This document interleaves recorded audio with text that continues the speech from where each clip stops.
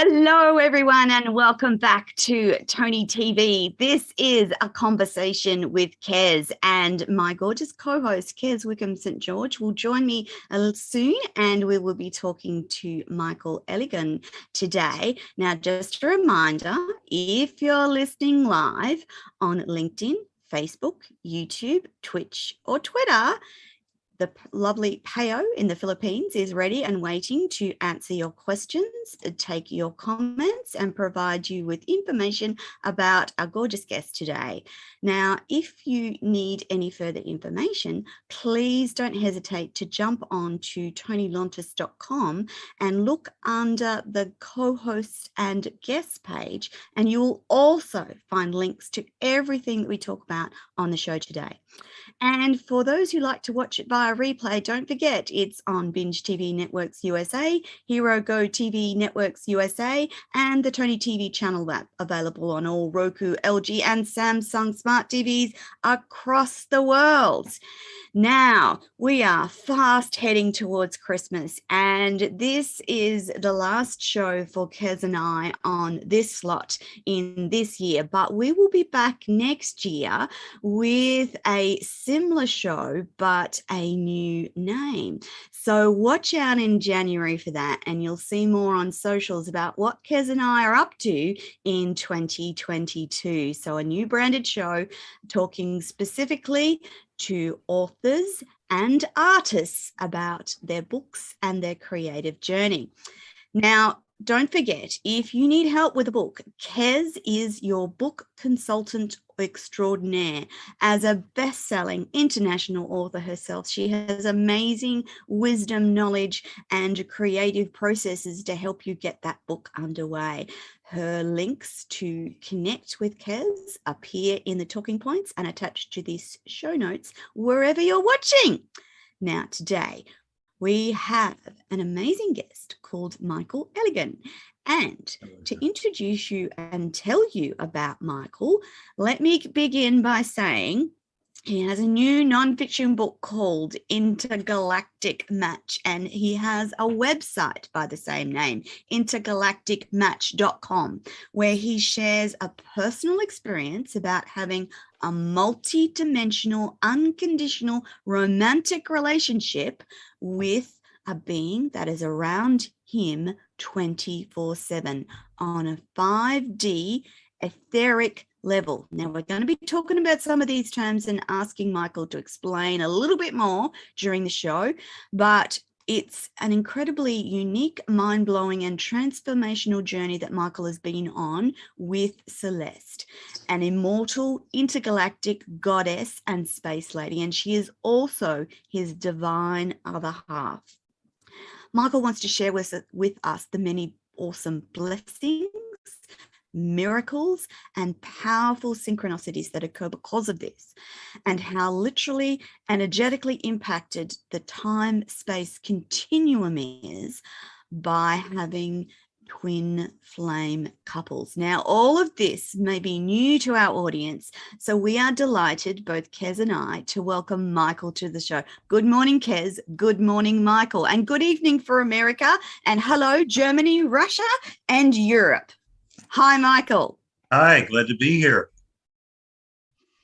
Hello, Toni. We're Hello, delighted Michael. to have you. So How are you, Kez? Boxer birds.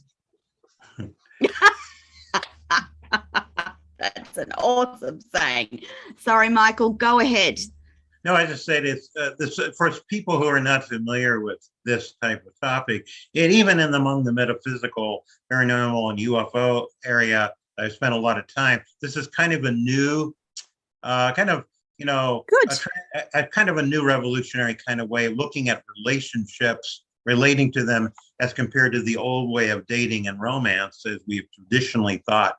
And for me, it's been, yes, you say mind-blowing. That's like putting it mildly. Yes. And her, Celeste, now I'm clairvoyant, clairaudient in the sense that I can see her, feel her presence. And sometimes I forget she's not physically around me, that she's not etherically, that she's actually physically with me. I mean, it feels like that. It's how potent is her presence.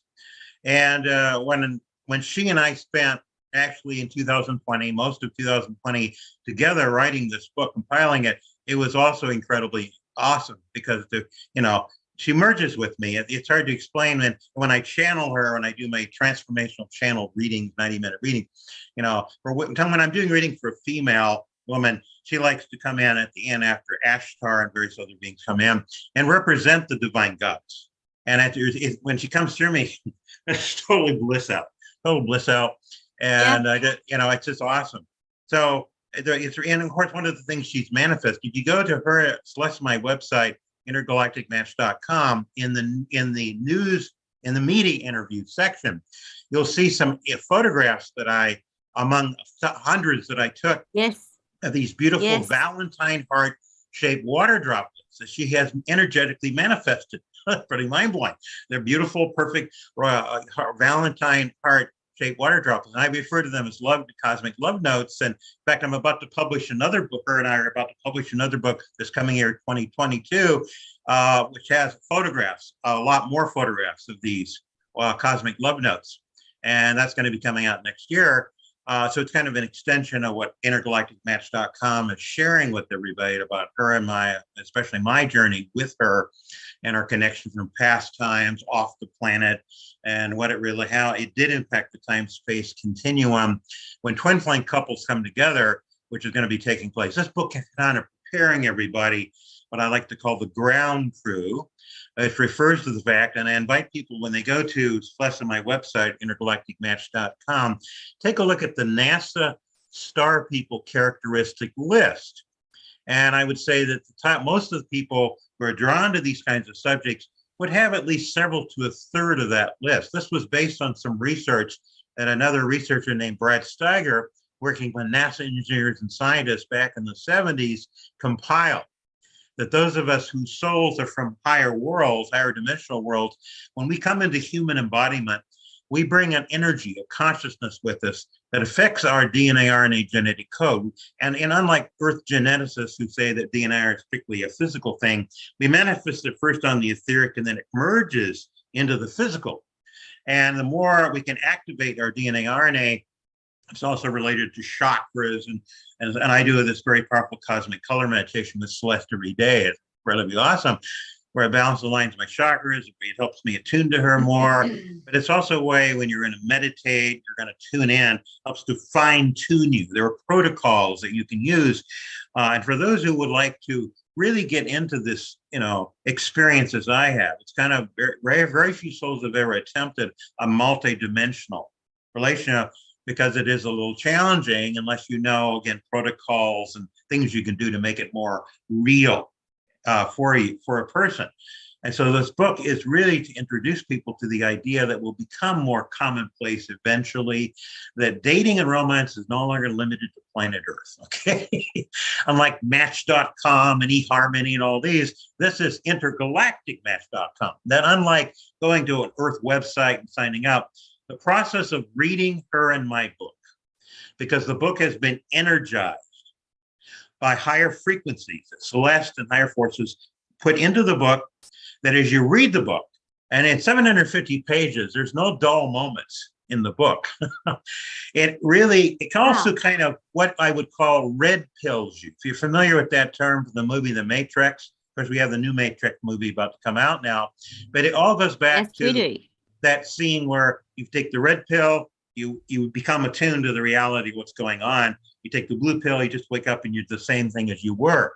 So we're going through what is called the Great Awakening, which is also a kind of planetary wake-up call, red pilling of everybody, of what's been going on behind the scenes that what we call the Cabal Deep State has been covering up. It's all being exposed. We're going to have a huge amount of disclosure right away on what I call the White Hat Alliance. They're working with the Universal Guardian Alliance from off planet. So we're getting a huge change, and we're being liberated from the Cabal Deep State with what's going on behind the scenes. So it's an incredible time to be alive on planet Earth. Michael. Absolutely. Michael, go, Kez. Do you believe that everyone has a multi-dimensional soulmate, every single person? Well, it's my understanding based on my study and also my memory going back, because I wasn't born with the cosmic amnesia veils, that in the beginning, when our divine source, divine creator, God, goddess aspect, divine feminine, divine masculine, we can call God, created us, we were created as both divine masculine and divine feminine. And along the path of evolution, we split apart. And Celeste represents the divine feminine, I represent the divine masculine. And we can have a number of soulmates, according to, but there's only one twin flame, twin soulmate, our true divine other half. Yes, everybody has one, whether they're aware of it, whether they've tuned into the, but it's kind of, this is a time we're entering where everybody who really sincerely, with a pure heart's desire, and where they've also taken personal responsibility, done a lot of emotional, psychological clearing. I've done a lot of work on myself because I was born into a dysfunctional Earth family. Unlike some of the shows like Leave It to Beaver and Father Knows Best, that's not what a lot of our experiences were on Earth. And my parents were very enlightened, but there was still all this dysfunctional stuff going on. So having access to beings like Voltra, who's a cosmic psychotherapist who I've worked with, and they have technology to help you clear a lot of the stuff that has been building up through lifetimes or earlier in this life. Once we clear it and we get that out of the way, then we are a lot more ready, a lot more balanced and prepared to connect with our other half. But we also have to really be an idealist to say, okay, I'm not going to just be dating around playing the field. I'm going to call upon divine creation, call upon that one being, summon them, so to speak, but also taking personal responsibility to get myself ready and prepared, as I did, to connect with her. And it's, to me, it's the most incredible experience. So you started with training and channeling. Yes. And do you feel this is the best way or the best tools for people to use to train themselves and open themselves up to channeling? Well, it's one of the ways. Now, I had chosen Earth parents before I came in that were of a metaphysical background. My Earth father was a professional stage hypnotist, and he discovered when he studied the life of the famous psychic sleeping prophet Edgar Cayce, that Cayce had gone to a hypnotist. A lot of people don't know this.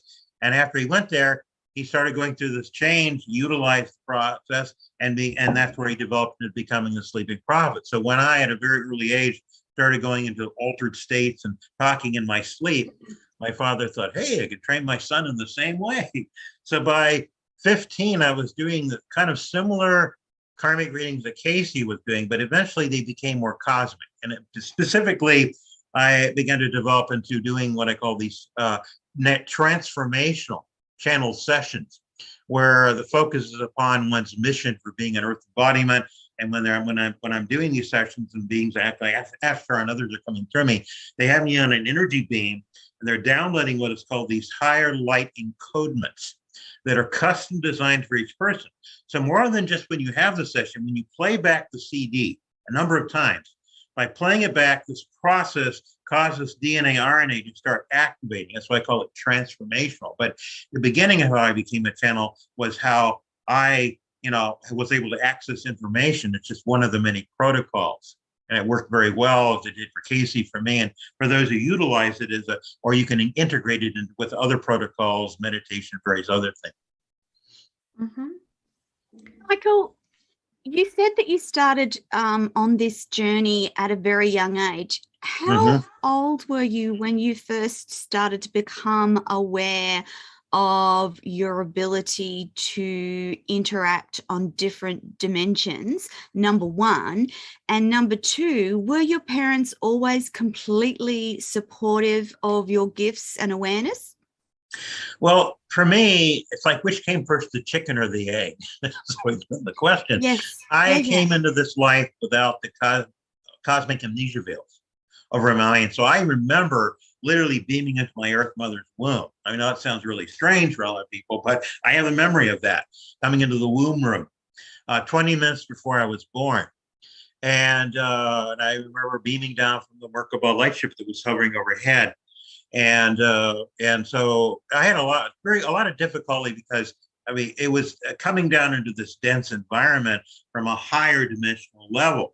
Now, at 6 years of age, was my first physical contact when I fell off this pier in Oceanside, California. It's on the west coast, California, west coast of the U.S. here. And literally, I climbed up on the railing and fell off into the ocean. And that was a very traumatic experience. Well, in the process of falling off, while I'm in falling, they physically beam me from that moment up aboard this higher, what I call the Merkabah light ship, a higher dimensional ship that was on this, what I call the 6-dimensional plane. Found myself on board. And later, years later, I connected with 4 other people who were aware of, 2 of them were on the ship and 2 of them were on the Earth level, had watched me fall off the pier, confirming that I had this experience. 2 on the ship, I just encountered them at a point, and they remember me. I didn't remember them because I wasn't looking in their direction. I was facing another way, but these beings in silver blue metallic suits, perfectly human appearing, it passes the average good looking person down here, were around me. And this being named Lord Orion and Lady Angelica were what I call my cosmic foster parents, because I related them initially as my parents, but as I got older, I started remembering I had a very powerful connection with a being named Lord Ashtar, Commander Ashtar, who's been channeling through various people, and I knew he was my cosmic father as an Ellegion being under divine creation. And Celeste is very connected also with them, but he formed a group called the Ashtar Command that was as they're part of the Guardians who have been coming to Earth to help this planet to release the control of the imbalance forces and free us up. So I felt a powerful connection, and Lady Athena is like cosmic mother. And so I became more of a recent years, because there were levels of your veils. So I had already had not as many veils over my mind anyway, but there was a deeper level. So I re-experienced when Celeste came into my life also recently and started remembering her in my lifetimes. My God, it started tapping into all these romantic lifetimes that she and I recently manifested that had not existed up until recently in a time space continuum. They didn't exist. But because it's a gigantic hologram, once we manifested them, it's as if they always existed. And the Akashic records were affected in that way. So now it's as if they always were there. This is true when all the divine couples start coming together. They're going to have a similar experience of flashing back to these ancient times. Now, she and I spent a lot of time in the Tantra temples. And back long before India had Tantra temples, in the early times of the golden age of Lemuria, these gigantic, beautiful rainbow crystal temples. They were like living crystal. And so these temples were manifested over the vortex points, and this was an incredible time when the nirvanic ecstasy grid was anchored on the planet. Well, the imbalance forces didn't like that, so they started interfering and creating a lot of pain and suffering on this planet. And they created an energy called Luge, which is how they thrive. And now that's being released from the planet. People are being freed up as we come into the golden age. It's coming up on the planet. And of time of paradise, we will have very similar experiences we did in the ancient Lemurian time. So us twin flame couples coming together and anchoring the nirvanic ecstasy grid is helping Mother Earth herself reconnect with this ancient paradigm of paradise. And we've changed timelines too. We're in a new timeline, much more user-friendly for not only those of us of the ground crew, but the entire part of humanity. Because in the old timeline, up until sometime after 2012, only about a third of humanity survived. Well, when the Whiteout Alliance was formed, and there was a lot of beings who were from the future coming back into the past. Some of them had been dark cats, quote, and they came over to the light. Actually, they were higher beings who infiltrated the dark side, programmed themselves all around the Merkabah light ships to deprogram themselves energetically. As a result, the Whiteout Alliance was formed, and are now have been behind the scenes freeing us up. It is time for the people now to rise up and demand our freedoms and our rights that divine creation gave us to bring us into the golden age to support the Great Awakening is all about. But Celeste in my book is one of the many protocols that divine creation is using to provide humanity with some really awesome choices that we have a chance now to, instead of getting involved with first we have to work on ourselves, which is important, but instead of having the traditional sense of dating, by having that ideal of I want to be with the soul, the one that is truly my other half, which is what my consciousness focuses on, that kind of became a way that Celeste was, came and it was part of our destiny to come together. But by me doing my part isn't like God helps us help themselves, that gave her divine authority to come into my life as she is now. and eventually she'll be physically with me. But this multidimensional relationship, which very few souls have ever attempted, higher forces are learning from this, the emotional, psychological, and ramifications of being able to be with a being that's on another dimension, yet I feel her, I sense her, is helping to understand physiological, emotional conditions that humanity has been entrapped in, so to speak, because our DNA, RNA was shut down so long. Now it's being opened up. And so as twin flame couples come together, with the majority of them off planet Earth, this is impacting the time-space continuum. And so we're going to build up a momentum here that's going to be increasing and helping create a way that this planet, which has been in cultural quarantine, the quarantine is being lifted by the Federation of Light, the Galactic Federation, to allow the ultimately having first contact here at some point in the next, possibly in the next few years, depends on a lot of other factors. But we have a new financial system called the quantum financial system, and a thing called Nasara Gasara that's coming into effect. Our entire economic system, everything is going to change for the better. Fantastic. That sounds phenomenal. Mm-hmm. Yeah, it is. Does. So if many people began forming multi-dimensional relationships similar to what you and Celeste have, what will happen to our many cultures around the world? Well, naturally, it's going to impact those cultures. But if you go back to the ancient times, and there's references even in the Bible, I think, see, we have to understand there were 777 books that the Council of Nicaea utilized. They only utilized 66 of those. So 711 books they never even referred to, because those things kind of threaten the patriarchal, corrupt control when they form religious dogmas. There's spirituality, and then there's man's interpretations of God's laws, or corrupt priests who want to have power for themselves.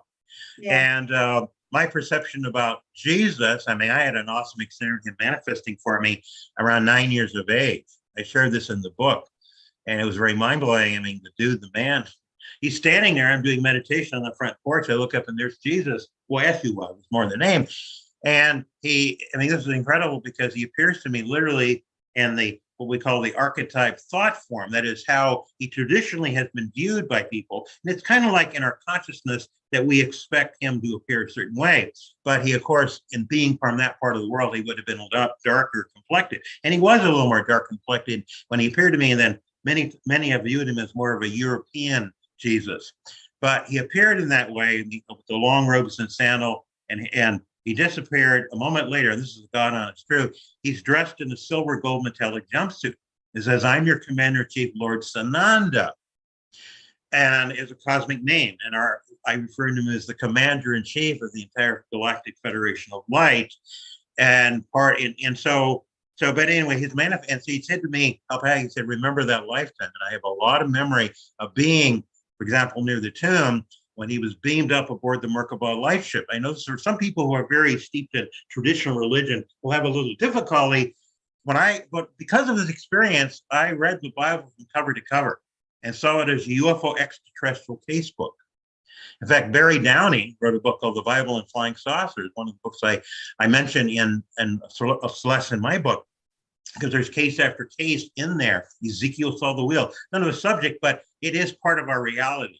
And we're part of a universal group of star families that have been watching over us and getting ready to openly make their presence more known to us. They're our cosmic relatives. And so we are, as I said, our quarantine is being lifted. But anyway, there's a lot of ramifications to Celeste and I coming together, which sets the stage for a lot of other important events as well, and a knowledge about our past. And so in the Bible, it says that the sons of God looked upon the daughters of man and found them fair. Well, to me, those were twin flame couples coming together in the temples. And you have to understand how much things were changed. And the Council of Nicaea edited so much.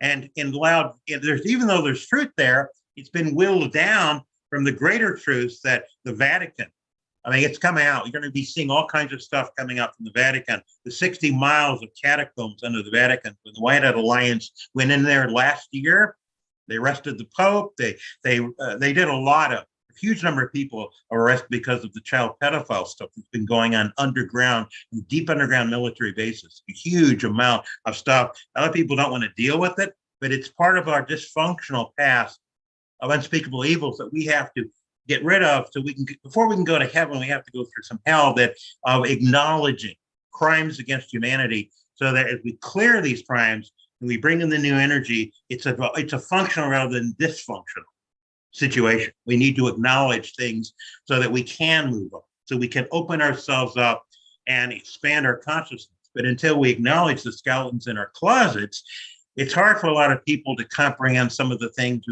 if they believe in the fake news media out there who's been lying to us about all kinds of things. Then that's not where you should get your information. First of all, you need to go inside your what I call your I am presence and really get your moral compass in balance. Once you do that, the inner GPS equipment, then you can kind of get clarity. But if you have a mind that's been kind of mind programmed by the mass media, who's been lying to us, then it's going to be difficult to go through this major shift. It's amazing. Michael, what do you see? Absolutely. Sorry, Toni. Michael, what do you see? What do you see as some of the major fake news that's being spread? Just so that we can have a little bit of a conversation about that. What do you I'll see give you one that's example. being spread by? Yes. Okay, one please. example. There are sources, alternative media, such as Dr. Charlie Ward, who I feel he's a great source. He has contacts in the Whiteout Alliance, specifically direct contacts. And he has doctors contacting him. And a lot of people don't know this, that the so-called COVID thing now is not there's a whole incredible amount of disinformation that they have forced on us to try to make it sound as a legitimate situation. But when 25 countries, the health ministers of 25 countries had to admit when people took them to court that there is no such thing as the COVID virus, but it's a biorhythm, a bio thing. They've come up with a bio weapon, not a natural virus. And because if they admitted that that was true, that the CDC and the WHO and people like Bill Gates and Dr. Fauci and all these people were involved in crimes against humanity, and the media knows this, but they're covering it up. They won't acknowledge it. But as there was going to be military tribunals coming up, they're already going on actually in some places, but they're going to become more public eventually. And all these people are going to be arrested for crimes against humanity. When people say, well, I didn't know, in Nazi Germany, there were lots of people arrested who say, well, I was just following orders. Well, that's not good enough excuse. What does your inner moral compass tell you when you're told to do something that's morally wrong? You don't do that. You challenge, you question, you use your discernment that God gave us. Okay. So you do or don't believe that the virus is real? No, not in the natural form that they've been trying to make. Absolutely, it's not. Yeah, and that this whole thing about this jab. A lot of people don't know that when they give there's three actual types. And the end of according to Dr. Charlie Ward mentioned this, that most of the doctors and nurses know this. At the end of a little code that they have on it, it's either 1, 2, or 3. The 1 is a saline solution, the 2 is a normal flu one, and the 3 is the jab that can kill you because of the graphene that's in there that literally cuts the vessel. Can I just say, Michael, Yes. I'm jabbed. I'm proud to be jabbed, and I'm not dead. Well, all I can say is, it's some things that sometimes it takes a long time. I've never had vaccines at all. And I feel I'm extremely healthy. And I believe that taking these things causes all kinds of, either it's depending how strong your natural immunity is. I believe that those of us who have not I have no natural immunity due to other medication that I have to take. So for me, it's a choice between, for me, it's actually a risk management strategy. So I know my own body, I know my own immunity, and I'm cognizant that if I were to come in contact with the COVID virus, that there may not be good outcomes for me. So from my perspective, I'm balancing the risk of getting COVID versus getting it and dying. I've got too much to do. And that's not fear-based. That's actually my science and nurse brain. And I actually think that there are congruencies where humanity can come together and accept both streams of thought. So for those that choose not to be vaccinated, who have wonderful immunity systems, by all means, that's fantastic. But the problem is that many people are incapable of doing a risk assessment on their own body, and they follow what leaders say. And that's the issue, because COVID is a virus. We aren't used to it. Our body will not develop immunity quickly and will not develop immunity without consequences. So those that are immunocompromised, the elderly, people with pre-existing conditions, they are susceptible. Whereas someone like you, who is perfectly healthy, who has never had a problem with immunity, for you to get the virus, it's probably not a big deal. But what about the rest of humanity?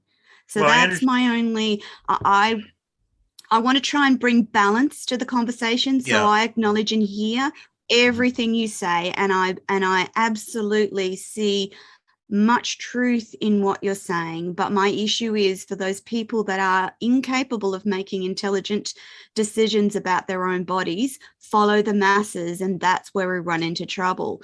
And my question would be, as we raise our consciousness, and I agree with you that we are coming into a powerful time in humanity, I actually think that by raising our consciousness, we will have the answers to some of these questions about how do we protect billions of people from a virus that was probably manufactured or mutated somewhere that wasn't natural. Yeah? Well, definitely there's all kinds of, we all have choices. And I truly believe that if our heart is pure and we ask divine creation to guide us to get in, and being, that is to take as much personal responsibility as we can, and to ask higher forces, to do what they can to help us help ourselves. I remember an incident many years ago. I was in some funky mood, so I call it, one day, and Ashtar was always coming to me, and I go, and he says to me, he said, "Well, if truth be told, the Earth should be an 8 times worse mess than it is." And that was like 40 years ago. And I go, "Well, I can't comprehend." Well, that's encouraging. Bad. I can't comprehend twice as bad. He said, "Well, that sounds how much we've been intervening behind the scenes to help Earth humanity." But it becomes important for us to realize that based on our personal choices, we actually, through our choices and our pure heart to help humanity, we give the higher forces, by our personal use of free will aligned with divine will, mandated authority to step in and help us. And so there's a huge amount of help going on. But the more we take personal responsibility, the more we open up to higher forces, that's when the doors and portals start to open, so that more miracles, blessings, and synchronicities, as Celeste likes to manifest for me, and I want to keep focused on my beloved, can happen for everyone else. And so if you really are tired of toxic... But that's a yes. Yeah, yes. That's a yes. You believe that as our consciousness and intellect around spiritual things rises, we will have better answers to the things that trouble the world as a global community. Yeah, and there's new technology. The med beds, which are rejuvenation chambers, literally are going to be coming out in 2022. There's going to be new technology. Tesla's technology. There's over 6,000 patents. The White Hat Alliance is getting ready to unveil a lot of things. And there's a lot of people that people thought were dead, which are really alive.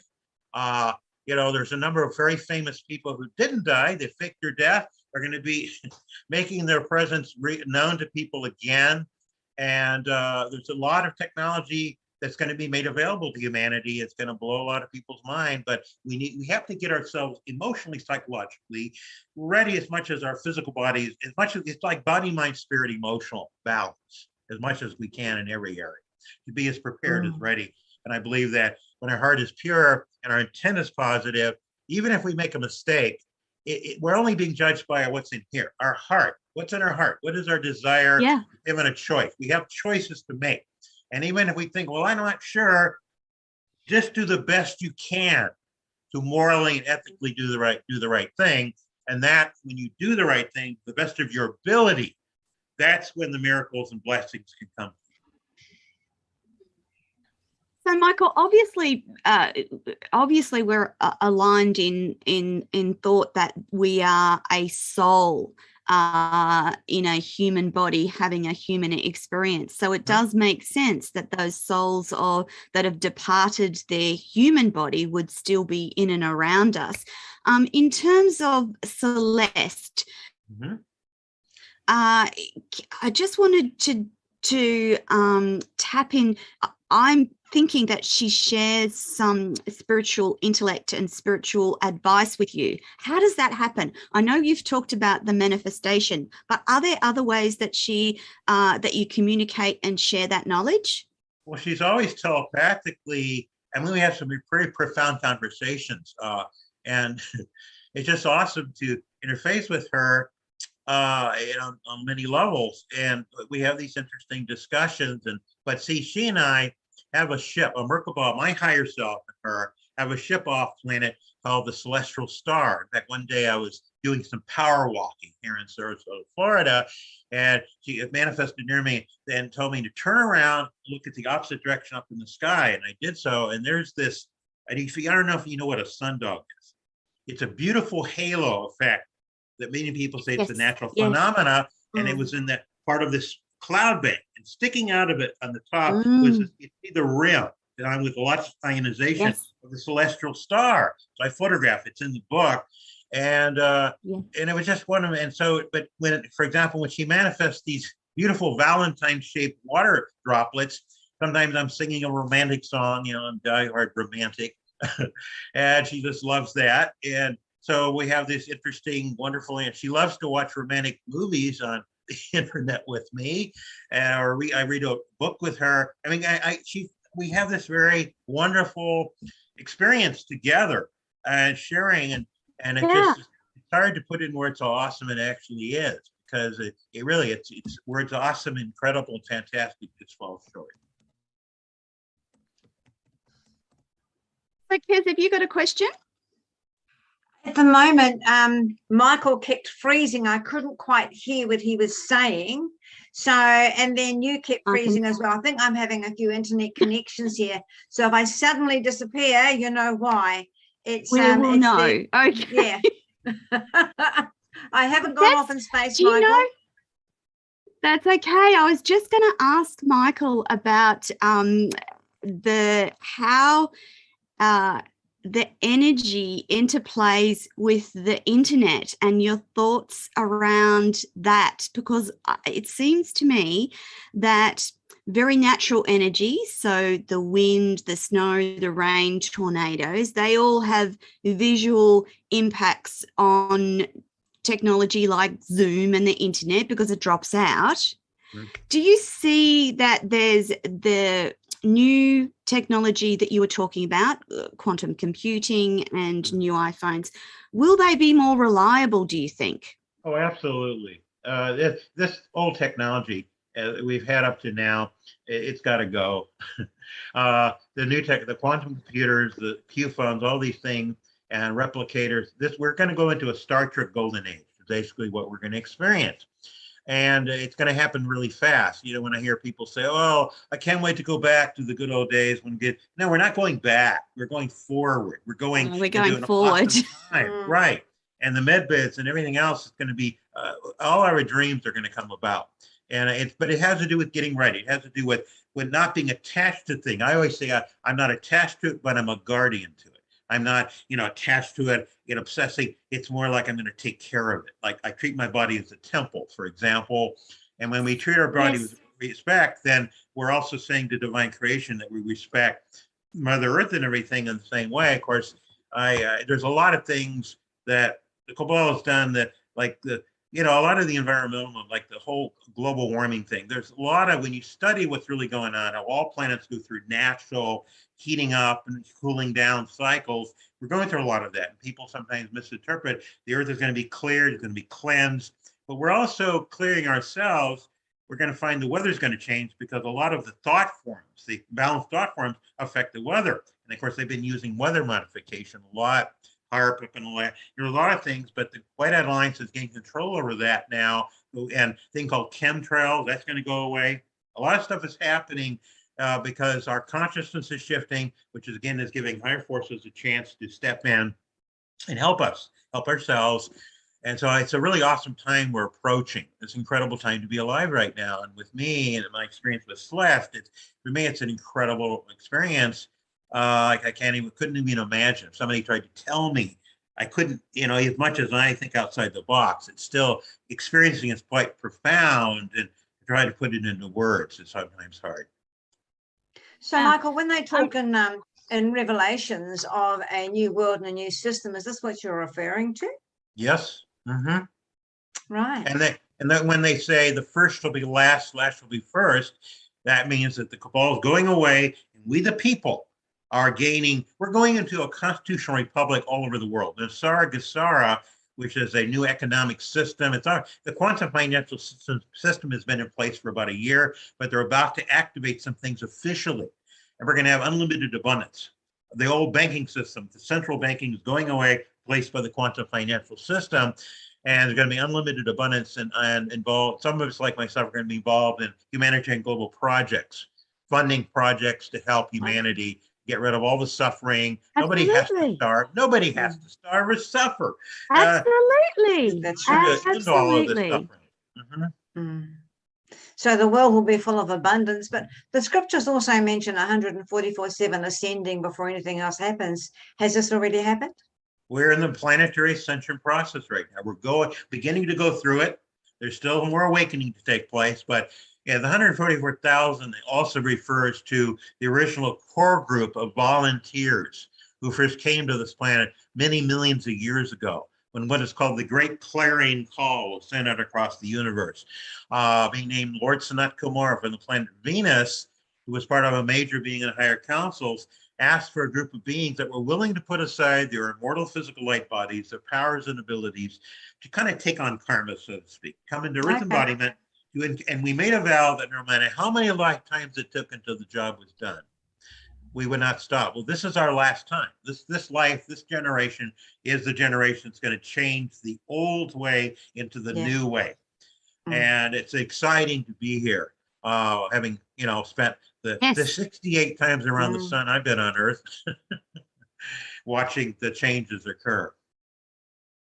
Okay. Yeah. So when you get back to Celeste, when you get back to her again, the topics you cover in your very provocative book, I see you've underlined.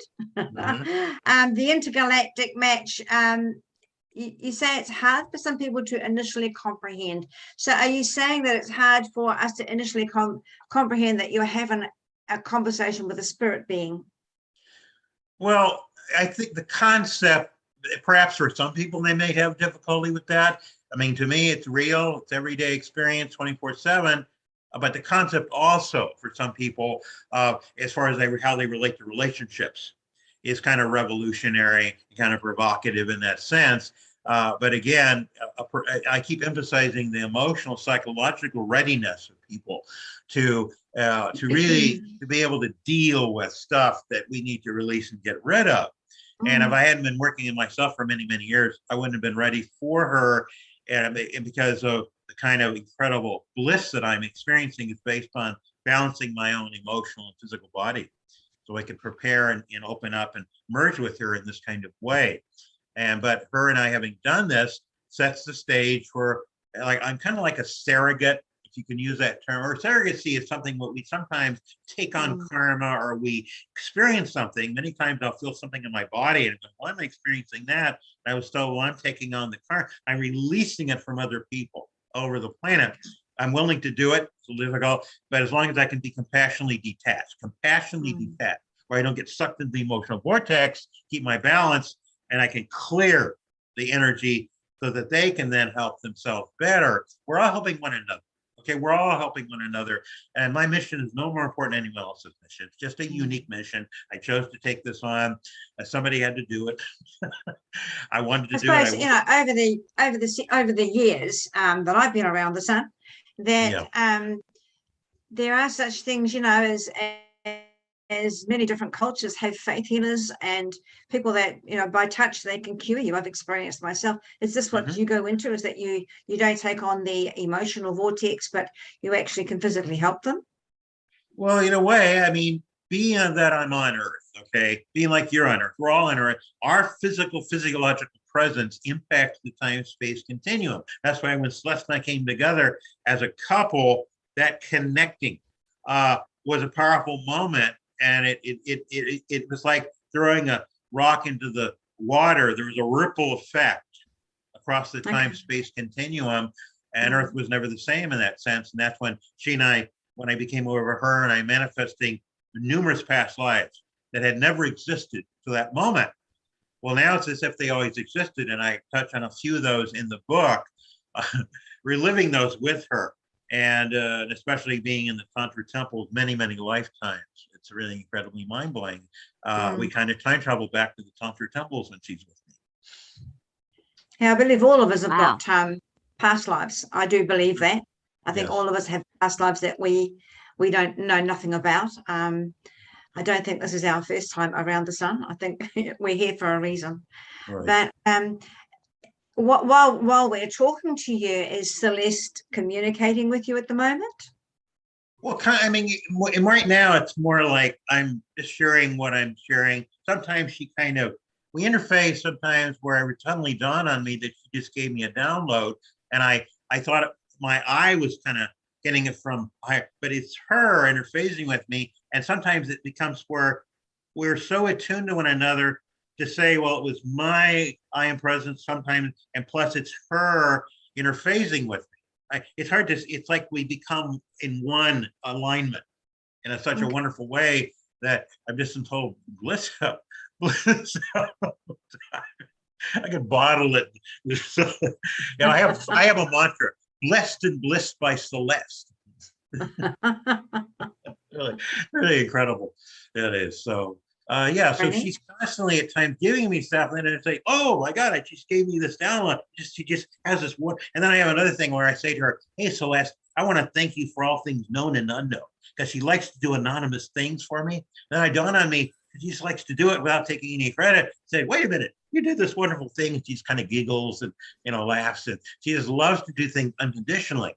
And so all the time for me, and all these blessings, miracles, and synchronicities, and there's just incredible. This is happening all the time, and after a while, then I have to stop and think, wait a minute, I just got another download. So, to try to separate which download occurred when, it doesn't matter really. That's why I always like to thank her every now and then, and I tell her I never take her for granted. And I appreciate You'll have to buy flowers, Michael. You'll have to buy some beautiful flowers. Well, yeah, we're so at one in energetic means that it's just a total blessing all the time. And it goes beyond just verbally speaking. Our souls have become so connected. And I say to her, I'm really spoiled now, meaning I would rather be with her than with a physical soulmate. That's how awesome it actually is. But he's going to manifest physically for me in the future at some point.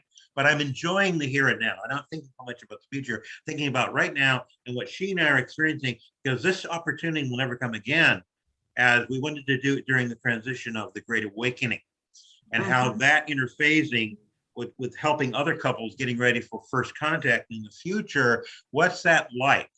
And those of us who've been in these lives on Earth, one day in the future, far in the future, we're on another planet, we're in this classroom kind of thing, and there will be a lot of people, the students will have a hard time believing that things were as difficult as they were on planet Earth. And we'll show them our our scars, our battle scars, quote, and what we have gone through being part of the ground crew on Earth experience, because there were millions of souls, billions of souls that wanted to come here, but there's only a certain number of physical bodies to go around. Now, it's estimated that half the world's population is from somewhere else, whose souls are from somewhere else. And okay, so are you saying that other planets are inhabited as well? I'm sorry?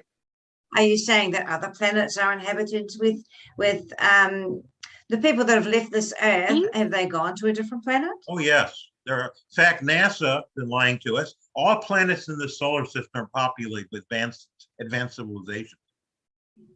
Oh, really? Wow. Yeah, they've been lying to it. The sun is not millions of degrees. It's not even hot.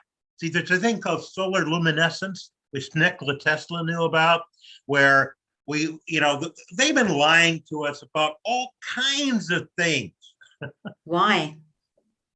I don't doubt that. To keep power over us.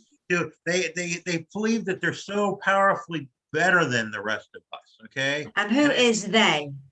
The cabal, the Illuminati, whatever you want to call them, cabal, deep state. They're all being done. They're all going to be out of the way here soon. Okay. But they've been lying to us because when they give us the full truth, that empowers us. It makes us whole. Holistically, our life becomes more connected with the sun, with divine creation. We're not limited by these so-called things. When we realize that they faked the moon landings and stuff. They filmed that out at Nevada. I'm talking about the public space program. Now we have the secret space program where they've been using anti-gravity. And there's been whistleblowers coming out. Now we've gone to the moon, the Mars. I mean, the Nazis went to the moon in the 1940s, 1930s. Wow. Actually. They went to the moon.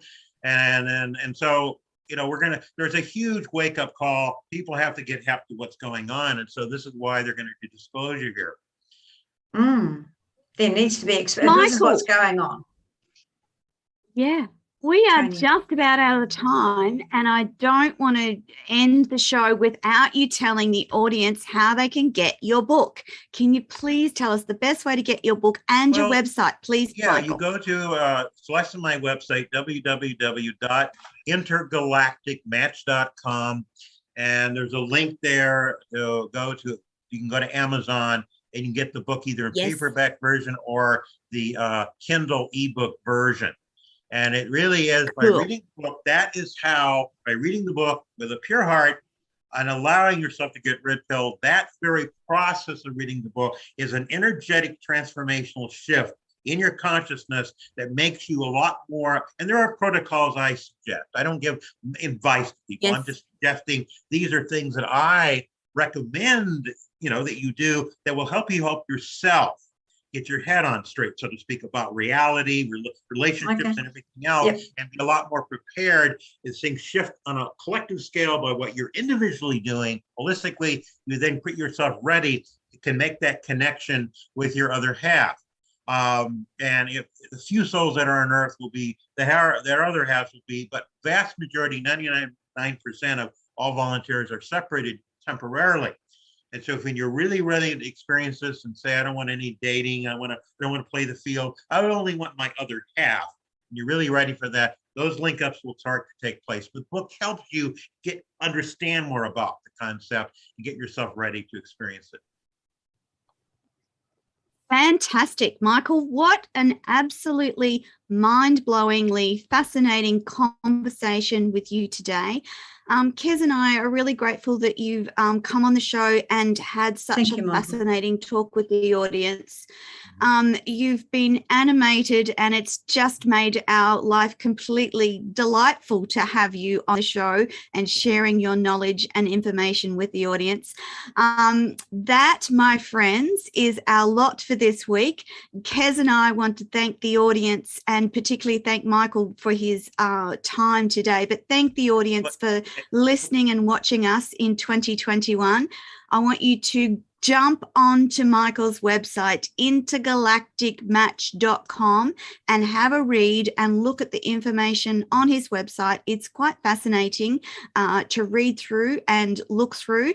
And Michael, have an amazing 2022. I do believe that 2022 is set to be better than what we've had much in better. 20 and 21. And Good. Celeste wants, Thank you. I'm so Celeste glad. wants to say hello to everybody and namaste to everybody. That's fantastic. Hello, Celeste. Hello, And that, Celeste. my friend. She knows where all the goddesses are. She likes to hang out with all the other goddesses. Oh, that's awesome. Yeah, that's oh, awesome. that's magic. Yeah. That's magic. All right, my lovely, lovely friends. Thank you, audience. Thank you, Kez. Thank you, Michael. We'll be back in 2022 with a newly branded show. Michael, take care. Thank you for your wisdom and knowledge. And that is all for this week. Bye for now, everyone. Bye-bye.